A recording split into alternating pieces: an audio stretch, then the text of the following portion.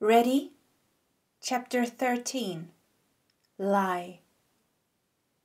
The group arrived at the 5th camp the next day with the sun shining above them. Everything there looked normal. No signs of fighting or anything being out of order. A man not far from Atle's size stepped up to them. He had a big, well-groomed beard, unlike most of the other male officers, who were either clean-shaven or had 1 or 2 days of stubble. "Finally here, are you, Aino?" He looked at her and then at Keon.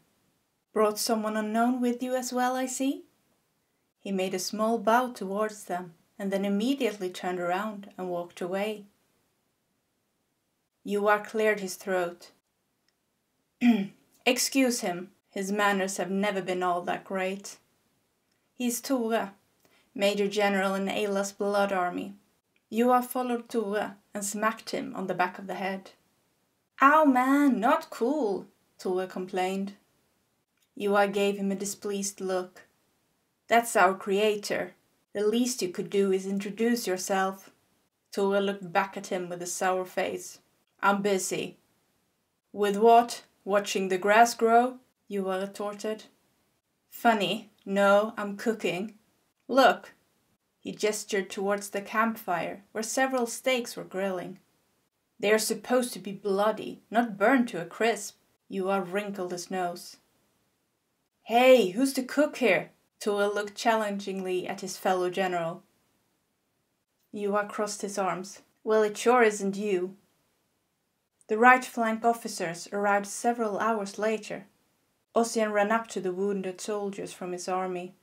He started examining their wounds, and in the corner of his eye he saw Edda, the Major General who had refused to help them before.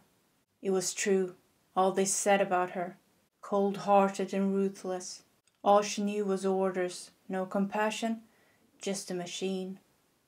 Edda noticed how the lieutenant had his eyes on her. She walked up next to Keon and Aino.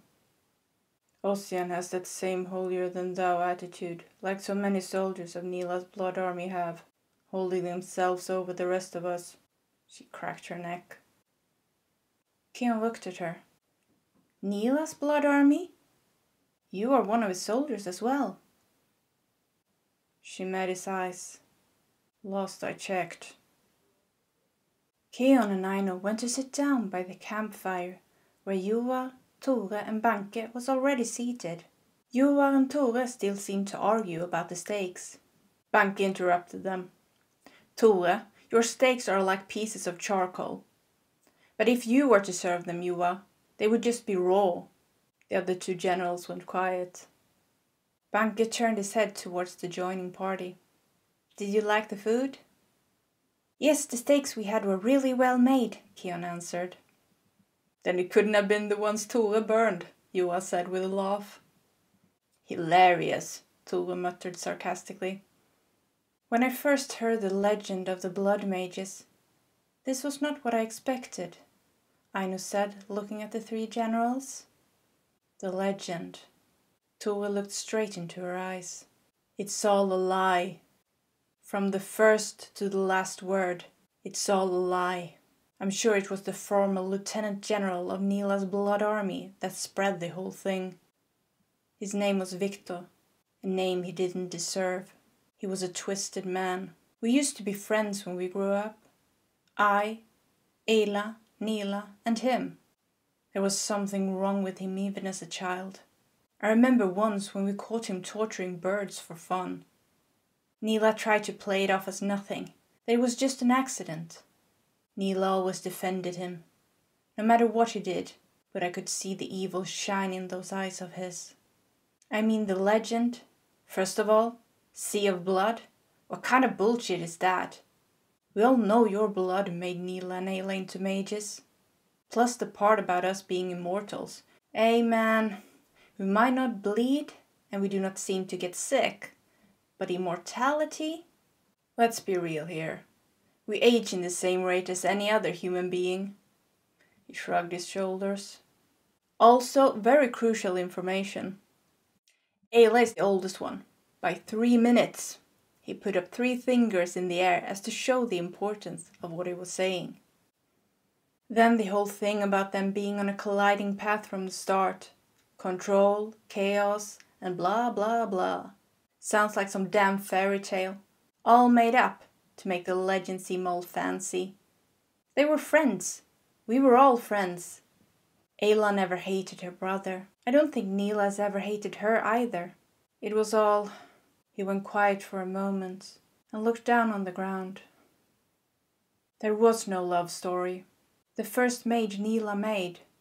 They were never in love. And she's still very much alive. She's my sister. Her name is Tora. She teaches old world history to the cadets of Ella's blood army. After that day, her wish to become an officer faded away. She preferred to remain a soldier in the crowd. She loves history more than she ever did the battlefield. He looked up again. You could see both the pain and pride in his eyes when he mentioned his sister.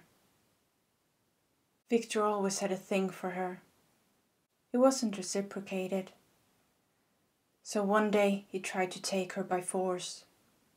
Neela apparently walked in on them just in time to stop it all. She was on the verge of death. Victor had torn her private parts to shreds. There was blood everywhere. Tora went quiet. The memory seemed hard for him to bear. That's why she was the first mage Neela made. Otherwise she would have bled out. Your blood saved her life, I know. He took a deep breath. After that, Neela tried to convince Tora that it was nothing big, since he had saved her and all. That she should forgive Victor, so that everything could go back to normal. Yeah, that didn't go too well.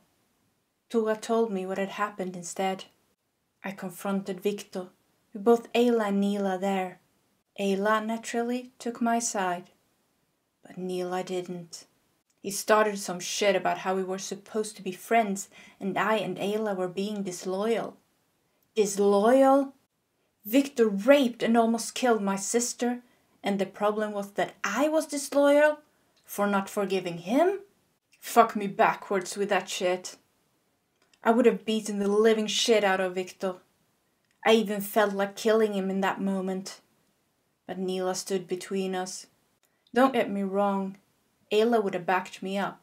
She's insanely strong. She's bigger than me. But she isn't as big as Neela. That man is the largest human being I have ever and will probably ever see. I don't think anyone can take him down. He paused for a moment and took in the night. Tora had just finished her last year of training as an officer cadet when it all happened. She never got the chance to go to her own graduation ceremony.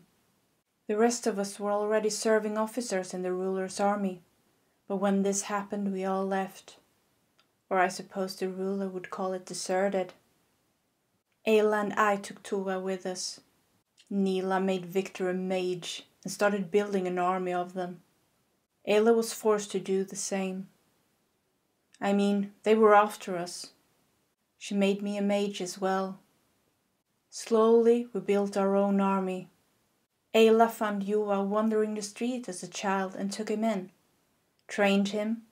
He was a natural. Banke came to us. He was on the run. Tora looked over at his fellow Major General. Banke continued the story where Tora left off. The ruler was gunning for me, for my family. They hadn't given him what he wanted. I fled and ended up at Ayla's doorstep. I would probably not have been alive today if it wasn't for that. I'm not the only one who lost my family because of the ruler. A lot of the other mages are orphans because of him. What he wants, he takes, and we pay the price. This world is all about the survival of the strongest, so that's what we became. All the three generals looked at Aino in silence. Suddenly a female officer came and sat down next to Juha.